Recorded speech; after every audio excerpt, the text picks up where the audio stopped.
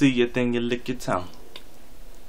Bet that. It tastes good. Get you something. With that being said, hey, what's going on YouTube? It's me, Vic Shambliss, and I'm back with another video on Ride the Maverick TV. Let's talk about Basketball Wives. You know, I'm a little bit, what's today? Today is officially Thursday. I'm a little late, you know, about 2-3 days late talking about Basketball Wives. But, you know, the topic is always relevant. With that being said, you know, since it's being so late, I really don't remember too much of the episode, so this is going to be a short video. With that being said, you know, I think from the beginning, chronologically, you know, Royce, Susie, Thudy, and Keisha went to North Carolina to visit Keisha's family. They were all whiteys.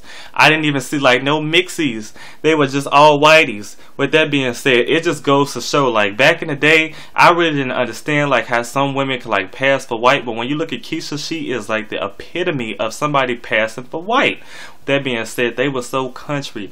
Their accents were so thick as Keisha's, like it was so crazy. And her explaining what a double first cousin was. I already knew what a double first cousin was, to be honest.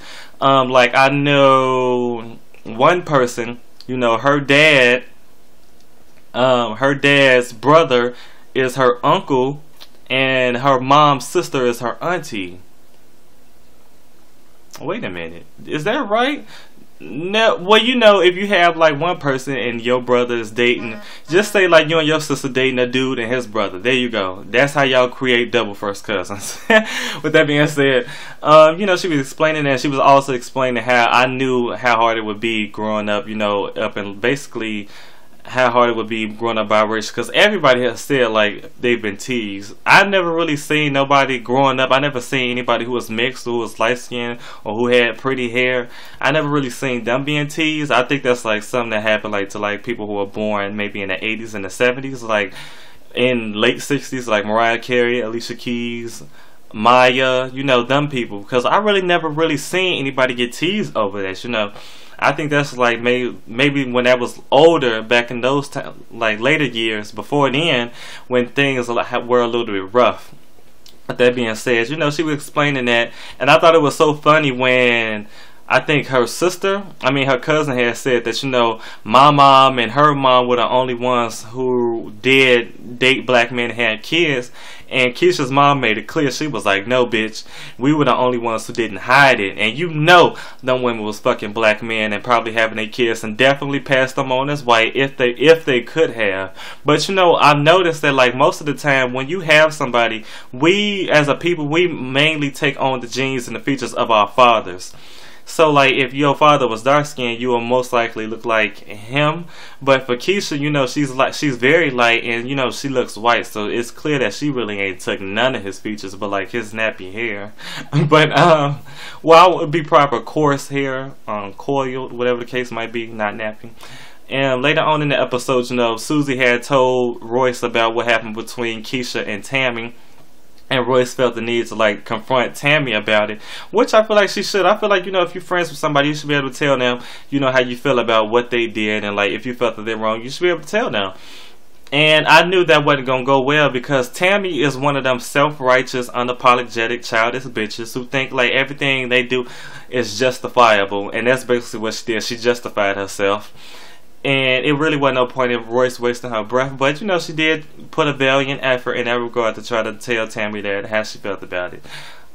You know, pushing that to the side, the birthday incident. So all the ladies there, except for Keisha and Royce, I really don't even understand why Shawnee has a problem with Royce. The only thing I can think of is when Shawnee said that, I think season 2, she asked Royce, she was like, why did you even come to Spain? And Royce was like, because it's Spain. Why wouldn't I come? Basically not to say, I didn't come here to have a good time with y'all. I just came because it's Spain. And then Royce also said, you know, it's free. It's a free trip to Spain.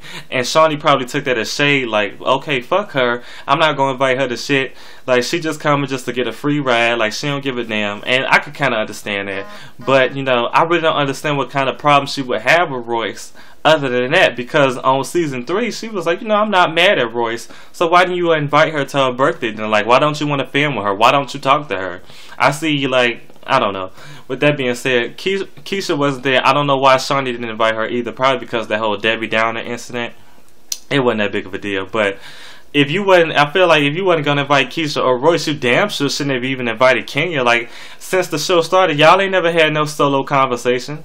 So why is she special? But with that being said, I heard that people were really over Kenya's speech. You know, it was weird, but it basically, I think she was looking at Shaunie as a role model and like looking at Shaunie like as an inspiration. Like, you know, you made yourself, you detached yourself from being a basketball wife to being an independent woman to being just Shaunie O'Neal. But bitch, y'all divorced. Why you still going by his last name? Get rid of it. With that being said, people was like, you know, going in on Kenya about it, but it seemed like she was in a way paying homage to Shaunie. She may have like went about it the wrong way, used words that didn't need to be there, but she did try. And Evelyn, I feel like her shit was a sob story. Like, you know, you have been a friend to me and all of this shit and bitch, and I just love you. And I'm like, Evelyn, shut the fuck up. Y'all ain't close. Shaunie just making money off your ass. The bitch you should be crying to is Jennifer, because it seemed to me Jennifer always had your back. Shaunie ain't never got your back, Evelyn. If she really had your back, she would have never told you to go tell Tammy drunk ass that you fucked her ex-husband. But moving that to the wayside, I heard Jennifer's speech, and they were saying that, you know, it was about her, and she was like trying to pass it off to make it seem like it was about Shaunie when really it was about her. I really don't know. Tammy said in a blog that, you know, Jennifer's speech was bullshit, but, you know, Evelyn was being real rude about it. Like, you know, she was making faces and like doing all this body language that really wasn't colorful. Because like when you was doing your speech, Jennifer like really wasn't doing all that. Yeah, she was on her phone tweeting, but like I really call that as disrespectful. Like, oh, this bitch, like all of that. And on top of that, when Jennifer was like, you know, are you toasting again? Like, I don't think she was being shady by that. Like, I think she was like, okay, are we toasting again? Like, this is like, what, the 17th toast? Like, how many times we gonna toast, bitch?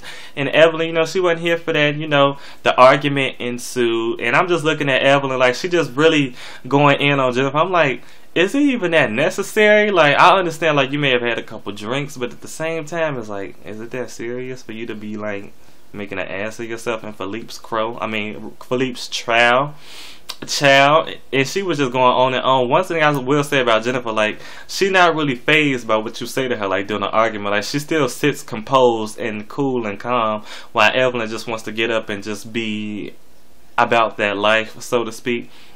I did see her hit Jennifer in the head with her clutch. That was crazy.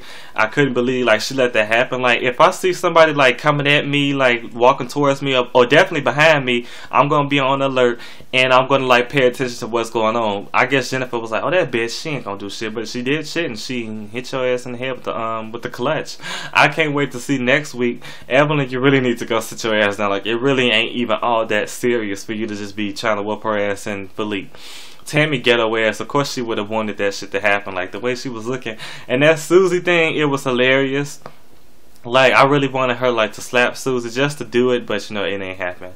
The episode was really kind of boring, so like, I'm sorry, like, I'm not giving y'all a like real full quality video, but I'm going off of like what was shown on this episode, and it really wasn't even that much. So that's all really. Like, I want to see next episode. Tammy also did say in her blog that like she was blaming it on editing, and she was also saying that like she couldn't wait to see how like she would be a victim of editing in Tahiti. So, you know, basketball wise, like, they always going to like some foreign country like towards the end of the season. I don't know why, but if you want to waste your money, go ahead. Because, you know, last season they went to Spain. Last season they went to Spain. Where did they go on the last season? I don't remember, but they always go on some fucking where, and they went to Tahiti this time. Tammy did leak that information.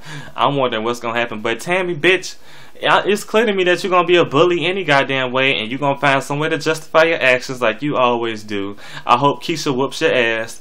I hope Keisha and Royce team up on your ass and whoop your ass. But no, Keisha and Kenya team up on you and whoop your ass. Because I know Royce ain't going to do that because y'all cool. But with that being said, that's all I want to talk about on this post. Like, the video was like dry. And that's it. So peace, love, happiness, and joy. Retweet justice for Trayvon Martin. We need to get that made. Arrest George Zimmerman's fat ass. And, you know, y'all have just wrote the Maverick. Peace.